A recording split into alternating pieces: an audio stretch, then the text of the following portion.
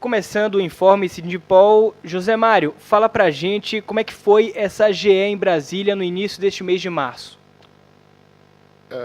Rafael, de extrema importância para poder pegar e alinhavarmos o caminho a ser trilhado do ponto de vista da atuação dos sindicatos e da Federação dos Policiais Federais em relação aos próximos passos que serão seguidos, sobretudo com o nosso apoio parlamentar, com o nosso staff parlamentar, envolvendo inclusive agora uma bancada parte da bancada chamada Bancada da Bala, em termos de profissionais de segurança pública que estão agora compondo o parlamento brasileiro, entre deputados e senadores. Bom, teve uma reunião no Sindicef que foi tratada a campanha salarial, não é verdade? Bom, aí já é o momento daqui em que, dentre as linhas a serem seguidas, já discutidas em Brasília, não há por que nós ficarmos em separado diante de uma campanha salarial que envolve todos os servidores públicos.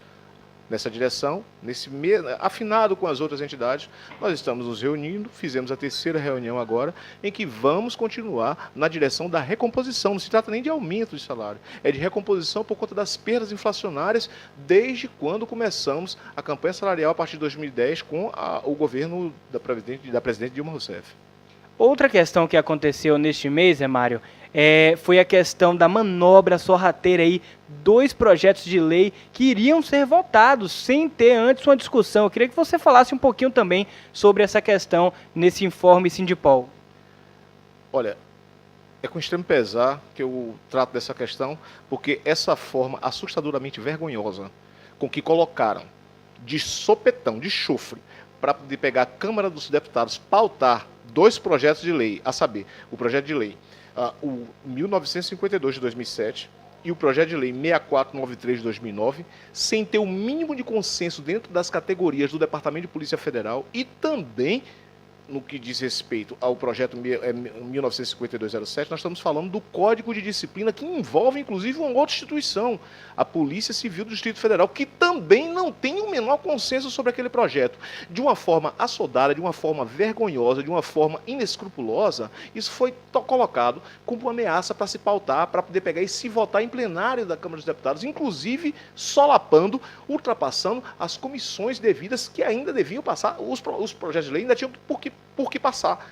Esse tipo de expediente, além de vergonhoso, de assustador, ele deve ser repudiado de pronto e a federação, juntamente com os sindicatos, fizeram o seu trabalho nessa direção e continuarão vigilantes para que determinados projetos de lei que venham de alguma forma serem prejudiciais à nossa base, jamais tenham esse tipo de expediente para poder pegar e colocar da noite para o dia para fazer votação, inclusive de uma forma muito canhestra, de uma forma desrespeitosa, como foi, só para lembrar um passado recente, a votação da medida provisória 657, que não teve, inclusive, nem audiência pública para poder pegar e se discutir o conteúdo desse devido projeto de lei na época, no caso, medida provisória, e que hoje já está convertido em lei. Que não teve, em nenhum momento, a oitiva de outros setores envolvidos, lamentavelmente.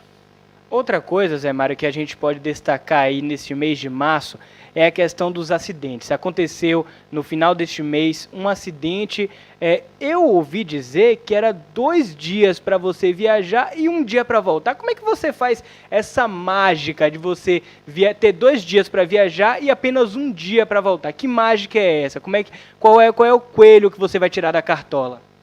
Olha, em relação a isso aí, o nosso, inclusive, é preciso registrar, isso aí todo sindicalizado ficar sabendo, que qualquer tipo de comunicação com a administração é feito diretamente, sem meias palavras, sem fantasiar, apenas colocando a realidade dos fatos. Não é razoável que você tenha, por exemplo, para uma determinada viagem 2 dias para ir e para o mesmo percurso você voltar metade do tempo, 1 dia. Significa dizer o quê? Ou seja, você teve redução se você não teve a redução do percurso à metade, você está colocando em dobro o esforço a ser despendido. Detalhe, nós temos agora, mais do que claro, que o expediente de retorno é, inclusive, um dos que deixam mais baixas em relação à questão da administração. Por quê? Porque a administração fica com o problema da volta dos servidores e cada volta você tem um nível de afastamento, ou seja, se afasta por acidentes. Agora mesmo perdemos um veículo pelo que aconteceu ontem em Ilhéus, na verdade na estrada, na BR-101, os colegas de Ilhéus se acidentaram. Acontece, mas é preciso que nós estejamos atentos para não deixar que dois fatores interfiram. Quais fatores são esses? Isso aí é uma coisa que é muito conversado e nós temos muita preocupação em relação a isso aí. A questão do estresse em relação ao trabalho. Nosso trabalho é eminentemente estressante.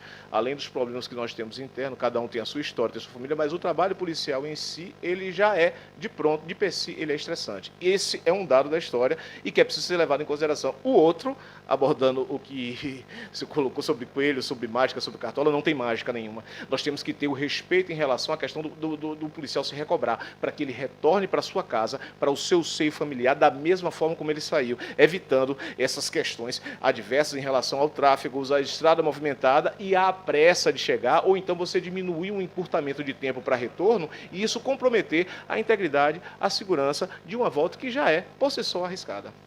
Agora, para a gente finalizar esse informe Sindipol, tem outra questão, mas essa aí parece que já é mais alegre, que são os 22 anos de Adriana aqui no Sindipol, prestando serviços aqui no sindicato. Ela completou 22 anos de Sindipol no dia 1º de março, não é, Zé Mário? Em relação a isso aí, eu queria anunciar para todos os colegas da capital, das dependências no interior, para todos os colegas, que nós tivemos o privilégio de encontrar uma servidora, eu chamo de servidora, mas na verdade a terminologia correta não é essa, porque se trata de uma funcionária, ela é uma empregada no termo da legislação trabalhista, do ponto de vista do Sindicato dos Policiais Federais no Estado da Bahia, e que tem um nível de atenção, de devoção, de trato com a instituição que merece todas as honras. Isso aí é algo que não podemos pegar e não deixar de fazer referência e dizer: Adriana, muito obrigado, sabe? Porque é muito bom tê-la como colega de trabalho, como uma pessoa devotada às nossas causas, ao trabalho dentro do Sindicato dos Policiais Federais. Ele não seria o mesmo se não tivesse presente a sua mão, a sua paixão, a sua forma de se doar para esse ofício. Muito obrigado.